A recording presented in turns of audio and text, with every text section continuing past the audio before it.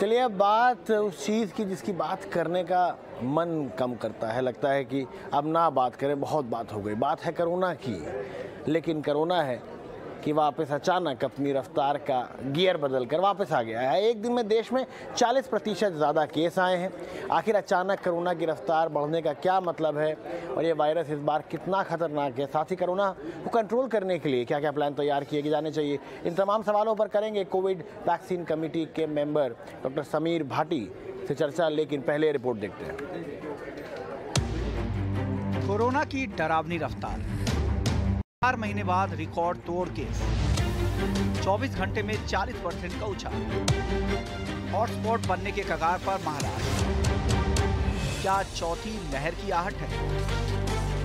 Corona है कि जाता ही नहीं, न जाने कब तक लुका छिपी का ये खेल जारी रहेगा। 4 महीने बाद सबसे ज्यादा कोरोना के केस सामने आए हैं, जिन्होंने एक बार फिर से डराने पर मजबूर कर दिया है। इस बीच डीजीसीए ने flight attendant, air hostess, captain या फिर पायलट के साथ ही यात्रियों के लिए फिर से मास्क जरूरी कर दिया है और जो नहीं मानेगा उन पर एक्शन की जबरदस्त तैयारी है। जो दिशा निर्देश एयरलाइन के लिए जारी किए गए हैं उसमें साफ तौर पे कहा है कि लगातार फ्लाइट के भीतर अनाउंसमेंट की जाए कि हवाई मुसाफिर वो कोविड सेफ्टी प्रोटोकॉल का पालन करे, जिसमें सबसे जरूरी है कि चेहरे पर मास्क लगा के रखे। और अगर लगातार अनाउंसमेंट करने के बावजूद भी, एक रिपीटेड रिक्वेस्ट करने के बावजूद भी अगर हवाई मुसाफिर चेहरे पर फेस मास्क नहीं लगाता है तो उसको अनरूली पैसेंजर की कैटेगरी में रखा जा सकता है। यही नहीं, अगर फ्लाइट वो एयरपोर्ट पर ही है तो उस पैसेंजर को फ्लाइट से डिबोर्ड किया जा सकता है, फ्लाइट से उतारा भी जा सकता है। महाराष्ट्र, दिल्ली, केरल में कोविड के केस फिर से बढ़ रहे हैं, जिस वजह से नए केसों का आंकड़ा ऊपर जा रहा है। वैसे तो कोविड केस बढ़ने के पीछे ओमिक्रॉन के सब वेरिएंट BA.4 और BA.5 को वजह माना जा रहा है, मगर लापरवाही भी कम नहीं है। न मास्क, न सोशल डिस्टेंसिंग, न वैक्सीनेशन, न टेस्टिंग, बस सब राम भरोसे चल रहा है। यही एक बड़ा कारण है कोरोना बढ़ने का, और यही हाल रहा तो एक बार फिर से देश में चौथी लहर आ सकती है और हाहाकार मचा सकती है। ET नाउ स्वदेश। चलिए समीर सर, बहुत बहुत शुक्रिया हमारे साथ जुड़ने के लिए। कोरोना की डरावनी रफ्तार तो है, लेकिन क्या इससे डरने की जरूरत है अभी?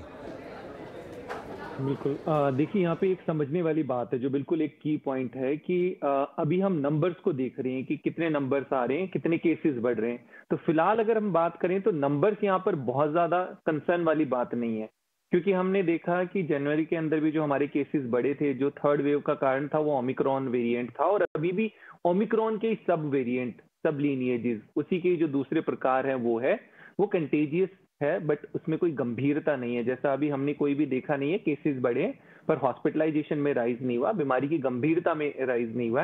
तो ये सब यहाँ पर देखने वाली बात है। तो इसलिए सबसे इंपॉर्टेंट और महत्वपूर्ण बात आ जाती है कि यहाँ पर वही प्रिंसिपल हमारा लागू होगा कि जो हमारे हाई रिस्क वाले लोग हैं उनके लिए कंसर्न है, तो उनके लिए निश्चित तौर पर हमें सावधानियां बरतने की जरूरत है। एक बहुत इंपॉर्टेंट चीज़ समीर सर ये है कि चलिए रिस्ट्रिक्शन तो पार्ट 2 होता है, प्रिकॉशन पहली चीज़ होता है। प्रिकॉशन ही अब चले गए हैं, अब तो आप कहीं भी जाइए, क्योंकि कुछ दिन पहले सरकार ने भी कह दिया था कि आप देखिए ज़िंदगी वापस वैसी है जैसी थी, तो मास्क भी छूट चुके हैं। एक जो चीज़ जो बड़ी अच्छी थी, सोशल डिस्टेंसिंग, लोग थोड़ा सा आपसे दूरी बना के खड़े होते थे, वो तो बिना कोविड जैसी बात हुई कि अब नहीं है, तो एकदम फिर से उसी तरीके की सोशल डिस्टेंसिंग। आप लोकल ट्रेन्स में देख लीजिए, आप पहले कम से कम आप लाइन में खड़े होते, थोड़ी डिस्टेंस होता था, वो सारे जो प्रिकॉशन है वो चले गए। चलिए रिस्ट्रिक्शन अभी दूर की बात है, क्या प्रिकॉशंस वापस से मैंडेटरी करने पड़ेंगे? बिल्कुल बिल्कुल, आपने बिल्कुल सही बात कही है। देखिए, हम हर चीज में, स्पेसिफिकली पेंडेमिक की जब हम बात करते हैं तो प्रिवेंशन सबसे बड़ा हमारा हथियार है कि कितना हम जो है बीमारी को रोक सकते हैं बढ़ने से। पर जो 2020 के अंदर बात थी और 2022 के अंदर, उसमें काफी ज्यादा फर्क है। फिलहाल अगर हम देखें तो अब हमारा काफी ज्यादा पॉपुलेशन वैक्सीनेटेड हो चुके हैं, उनको नेचुरल इम्यूनिटी भी है, मतलब हम ये कह सकते हैं कि हाइब्रिड इम्यूनिटी है। बीमारी के बारे में काफी हद तक हमें पता है कि किस तरह से इस पेंडेमिक से हमें लड़ना है। और इसके अलावा अगर हम बात वैसे भी करें तो फिलहाल अभी कोई भी नई तरह का वेरिएंट सामने नहीं आया है। देखिए, प्रैक्टिकली हमें देखना पड़ेगा क्योंकि सब चीजें अनलॉक हो गई है। तो सोशल डिस्टेंसिंग उस तरह से हम चाहे प्रैक्टिकली ग्राउंड लेवल पर इंप्लीमेंट नहीं कर पाएंगे, इंडिविजुअल लेवल पर निश्चित तौर पर, जैसा आपने भी बताया अपनी रिपोर्ट पे भी, ये हमें जरूर देखना पड़ेगा कि अगर हम इस तरह की क्लोज स्पेसेस में हैं, कि देखिए एयरलाइंस ने तो एक रिस्ट्रिक्शन लगा दी है कि आपको अंदर आप बैठेंगे एयरक्राफ्ट में तो आपको मास्क लगाना जरूरी है, पर और भी जगह अगर आप इस तरह की क्लोज क्राउडेड एरिया के अंदर जा रहे हैं तो वहां पर आपको ध्यान देना जरूरी है। जो भी हाई रिस्क वाला पर्सन है, हाई रिस्क की जब हम बात करते हैं तो आपको अनकंट्रोल डायबिटीज है, आपको कोई भी हार्ट संबंधित बीमारी है, कैंसर है, कुछ भी इस तरह की बीमारियां हाई रिस्क ग्रुप में आते हैं, तो आपको मास्क जरूर पहनना है अपने लेवल पे। चाहे आपको इसलिए नहीं पहनना है कि सरकार ने इसके ऊपर कोई चालान लगाया है कि नहीं, इसको एक हेल्थ हैबिट बनाना जरूरी है। आखिरी सवाल मेरा आपसे ये होगा, देखिए कई लोगों ने सर 2 वैक्सीन के डोज लगाए और उसके बाद फिर कोरोना हुआ ही नहीं, तो बूस्टर अवेलेबल होने के बावजूद भी बहुत लोग नहीं गए। कितना ज़रूरी है अब फिर से जिन ने बूस्टर डोज नहीं लगाया उनका बूस्टर डोज लगा लेना? बिल्कुल बिल्कुल, देखिए बूस्टर में एक चीज आपको बताना चाहेंगे कि हमारा बिल्कुल जो हाई रिस्क ग्रुप है उनके लिए बूस्टर बहुत ज्यादा जरूरी है, क्योंकि उनके अंदर इम्यूनिटी जो होती है, जो नॉर्मल व्यक्ति है उनसे कंपैरेटिवली उनकी इम्यूनिटी कम बनती है, तो उनके लिए बूस्टर बहुत ज्यादा जरूरी है। जो भी हमारे कोमॉर्बिड आते हैं, जिनको कोई ना कोई अन्य गंभीर बीमारियां हैं, या जो एल्डरली लोग हैं, इसके अलावा बाकी सब लोगों के लिए भी, जिस तरह से अब हमारी अडल्ट पॉपुलेशन के लिए भी बूस्टर आ गया, तो उनको भी लगाना बहुत ज्यादा जरूरी है। देखिए ये ठीक है कि हमें नेचुरल इम्यूनिटी भी बनी है, बहुत सारे लोग हैं जिनको नेचुरल इन्फेक्शन भी हो गया था, 2 डोज भी लग गई थी, पर अगर आपको वैक्सीन भी लगेगी तो जो वो वाली इम्यूनिटी है वो काफी लंबे समय तक रहेगी। वैक्सीन एक्वायर्ड इम्यूनिटी और भी लंबे समय तक रहती है, क्योंकि एक सर्टेन टाइम के बाद आपका एंटीबॉडीज जो लेवल है वो डिक्लाइन होना शुरू हो जाता है। तो एज पर गवर्नमेंट गाइडलाइंस, जिसका भी अब ड्यू हो चुका है बूस्टर के लिए, उनको जरूर अपनी बूस्टर डोज लेनी चाहिए।